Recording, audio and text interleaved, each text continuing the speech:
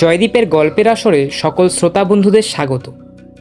আজ আপনাদের জন্য দীপ ভট্টাচার্যের লেখা একটি ছোট গল্প, ওটা কে ছিল।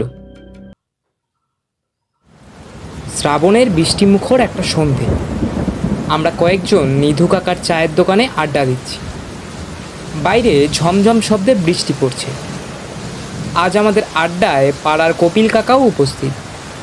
কপিল কাকা পাড়ার বয়োজ্যেষ্ঠ লোক, যৌবনে পশ্চিমবঙ্গের নানা প্রান্তে চাকরি সূত্রে ঘুরে বেরিয়েছেন। তখন আমাদের জন্মই হয়নি। তার অভিজ্ঞতার ঝোলাও একেবারে ভর্তি।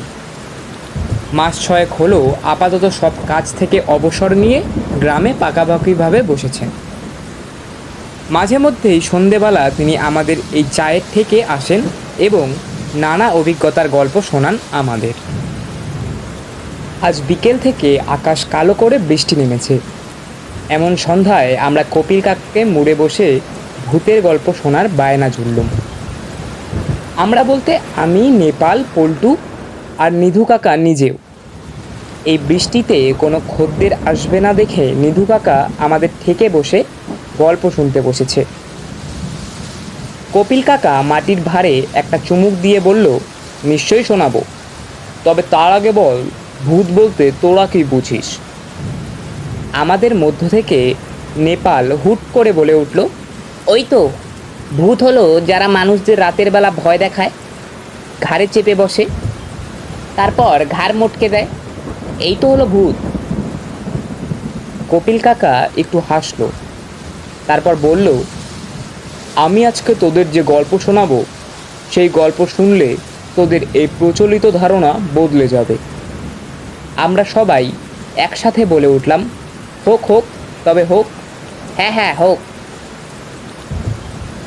কপিল কাকা বলতে শুরু করলো, তখন আমার বয়স কম, বিয়ে করেছি সদ্য। দার্জিলিংয়ের এক অখ্যাত চা বাগানে আমি চাকরি করি। তখন আমি যখনের কথা বলছি, তখন দার্জিলিংয়ের অবস্থা এখনকার মতো এত রমরমা ছিল না। পাহাড়ের ওপর বহু দূরে একটা দুটো করে বাড়ি। সন্ধে নামার সাথে সাথে আশপাশ একেবারে নিঝুম। কেউ রাস্তায় মরে পড়ে থাকলেও কেউ টেরই পাবে না।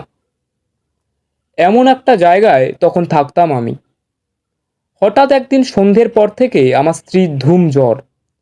জ্বর এত বেড়ে গেল যে স্ত্রী প্রায় অজ্ঞান হয়ে যাচ্ছে। হাত পা গা আগুনের মতো গরম। এখনই হাসপাতালে না নিয়ে গেলে যে কোনো সময় যা কিছু হয়ে যেতে পারে। আমি পড়লাম অকুল পাথারে।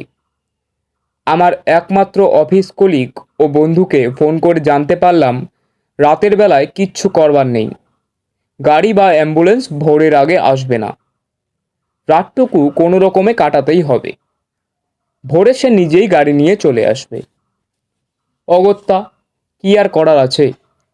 কোয়ার্টারে স্ত্রীর মাথার কাছে বসে অনবরত জলপট্টি দিয়ে যাচ্ছিলাম আর প্রভুকে মনে মনে ডাকতে লাগলাম, আজ তাকে আমার খুব দরকার। চোখ বন্ধ করে প্রভুকে ডাকতে ডাকতে আমারও বোধহয় চোখটা একটু লেগে এসেছিল। হঠাৎ দরজায় ঠক ঠক আওয়াজ শুনলাম। হাত ঘড়ির দিকে তাকিয়ে দেখি রাত 12টা। এত রাতে তো কারো আসার কথা নয়। কে এলো এত রাতে? সংশয় মনে নিয়ে দরজাটা খুলতেই দেখি একজন মাঝবয়সী বেটে গোছের লোক দাঁড়িয়ে আছে, হাতে ধরা একটা স্যুটকেস। আমি তাকে দেখে একটু ইতস্তত করছি দেখে লোকটি আমাকে বলল, শুনলাম আপনার স্ত্রীর নাকি শরীর খুব খারাপ, তাই তো দেখতে এলাম। আমি অধীর চৌধুরী, আপনার অফিসের শুভঙ্কর বাবু আমাকে পাঠালেন। আমার আর বুঝতে বাকি রইল না ইনি ডাক্তার। শুভঙ্কর একে পাঠিয়েছে। মনে মনে শুভঙ্করকে ধন্যবাদ জানিয়ে ডাক্তারবাবুকে ঘরে নিয়ে এলাম। আসুন আসুন ডাক্তারবাবু। ডাক্তারবাবু ঘরে ঢুকতেই হাতের স্যুটকেসটা নামিয়ে রেখে আমার স্ত্রীকে ভালো মতো পরীক্ষা করতে লাগলো।